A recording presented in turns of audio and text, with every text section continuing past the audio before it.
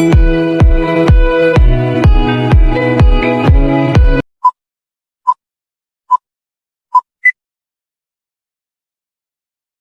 day everybody, I am April Joy Padillo and I'm the leader of Group 5. We are assigned to discuss the Chapter 7, which is entitled The Measure of Central Tendency and Dispersion Variability. And later, I will introduce my colleagues and their assigned topic, and I will also give a brief description of it. So this is the objective of Chapter 7, to explain the meaning and function of the measure of central tendency and measure of dispersion or variability. Second is to distinguish among the measures of central tendency and measures of variability or dispersion. The third is to explain the meaning of normal and skewed score distribution. Introduction. A measure of central tendency is a single value that attempts to describe a set of data like scores by identifying the central position within that set of data or scores. As such, a measure of central tendency, or sometimes called measure of central location, central tendency refers to the center of distribution of observation, where do scores tend to congregate. In a test of 100 items, where are most of scores? Do they tend to group around the mean score of 50 or 80? There are three measures of central tendency: the mean, the median, and the mode. Perhaps you are most familiar with the mean, often called the average, but there are two other measures of central tendency, namely the median and the mode. Is there such a thing as best measure of central tendency? If the measure of central tendency indicate their scores congregate, the measure of variability indicate how spread out a group of scores is, or how varied end scores are, how far is or from the mean. Common measure of dispersion or variability or range, interquartile range, variance, and standard deviation. And now let's discuss the 7.1, the measure of central tendency. The mean, mode, and median are valid measures of central tendency, but under different conditions. One measure becomes more appropriate than the others. For example, if the scores are extremely high and extremely low, the median is a better measure of central tendency, since mean is affected by extremely high and extremely low scores. Let's proceed to the arithmetic or the mean. The mean or average or arithmetic mean is the most popular and most well-known measures of central tendency.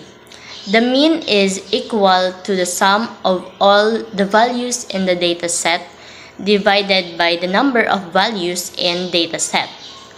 Calculating mean is very simple. You just add up all the values and divide it by the number of observations in your dataset. For example, 10 students in a graduate school class got the following scores in a 100-item test: 70, 72, 75, 77, 70, 80, 84, 87, 90, 92. The mean scores of the group of 10 students is the sum of their scores divided by 10. The means, therefore, is 805 divided by 10 is equal to 80.5, the average score of the group. There are 6 scores below the average score, which is the mean of the group: 70, 72, 75, 77, 78, and 80. And there are 4 scores above the average score of the group, which is 84, 87, 90, and 92. So that's it. And now I will introduce my colleagues in chronological order. So the first reporter will be Masayo Romar, and he will report the when not to use the mean, median, and mode. So the mean has one disadvantage. It is particularly susceptible to the influence of outliers. These are values that are unusual compared to the rest of the dataset by being especially small or large in numerical values. The second reporter will be Masaglang Jude, and he will discuss the 7.2 normal and skew distribution. It is a score distribution. Example has a normal distribution when most of the values are aggregated around the mean, and the number of values decrease as you move below or above the mean. The bar graph of frequencies of a normal distributed sample will look like a bell curve. The third reporter will be Nukum Romar, and he will discuss the 7.3, the outcome-based teaching, learning, and score distribution, and the 7.4 measure of dispersion or variability. The fourth reporter will Miss Facultad, and she will discuss the range, what is variability. So variability refers to how spread out a group of score is. So Miss Pakatang will continue that work. And the fifth reporter will be Miss Matunhay, and she will discuss the range and variance.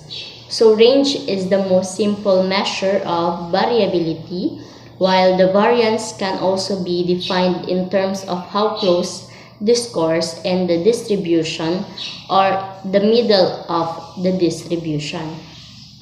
The sixth reporter will be Miss Maniakat, and she will discuss the standard deviation, which is the step 1 to 4.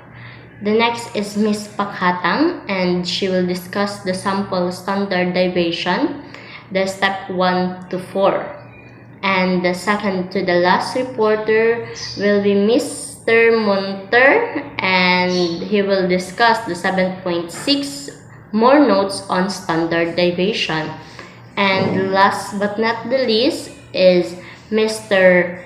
Palmos, and he will discuss the 7.5 comparing and the 7.7 interpretation of standard deviation. And now I will give the floor to Mr. Romar S. Masayaw to continue the discussion. I hope you've learned something. Thank you and God bless everyone.